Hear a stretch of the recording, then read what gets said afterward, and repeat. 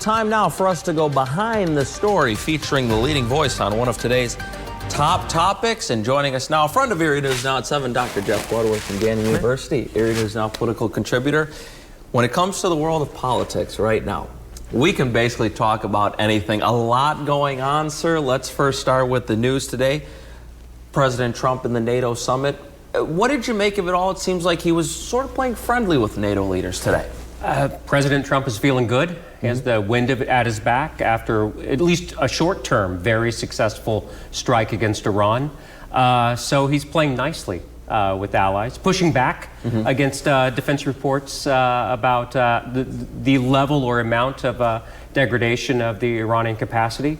But, you know, Trump's in a good mood. I think they said something like complete annihilation, correct, is what they were looking for? Yeah. When it comes to the topic of Iran, now I've heard the president use the F word only twice. One was in an interview, a radio interview with the late Rush Limbaugh, and he said Iran had better stop effing around. Then we heard him yesterday talk to reporters and say that Israel and Iran are two countries that don't know what the F they're doing. What is it about the country of Iran, their tactics, their strategy, that fires the president up that much, Doctor? Well, I think he knows it matters politically. He wants to turn the page. You know, mission accomplished. But also, look, the Iranians operate by a very different kind of calculus, rational calculus, than the president does. According to, 21st century kind of modern Western mindset, Iran lost. And the president wants them to move on, to do, move towards peace in a way that's going to help Trump politically in the region in terms of stability. And we'll see if the Iranians are willing to do that. Did it surprise you a little bit to hear the president criticize, obviously, the ally of the United States, Israel, over the Middle East? No, look, I mean, President Trump first of all, he's looking out for himself and the United States. And I think that's what his supporters appreciate about him.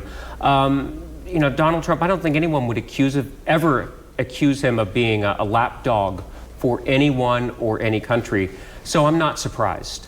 We're looking at a Quinnipiac poll, and it shows that as far as the approval rating for the Democratic Party in Congress, way low right now. What do you make of that? Because typically Americans side against the person that they just put in office. Well, it's only been, 6 months almost. And so the Democrats are going to be at a low point. But I'm not surprised, because right now the Democrats are allowing the fringe of the party to define the whole of the party, whether it's the Democratic nominee, the socialist, for it to be mayor of New York. Last night in New York. Yeah, and then and this is just the reality of politics today, is that the loudest fringe voices are the ones that are heard on social media, and they define the party. And, this is the problem Democrats are going to have to, they don't have a spokesperson.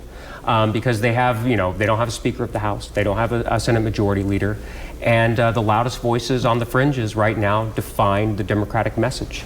Doctor, when you talk about wanting to turn the page on Israel and Iran and the conflict that's going on there, what is it that the president now focuses on? Where does he shift his attention going forward? I mean, it's the economy. I mean, this is what made Joe Biden unpopular. So keeping inflation low, economic growth strong.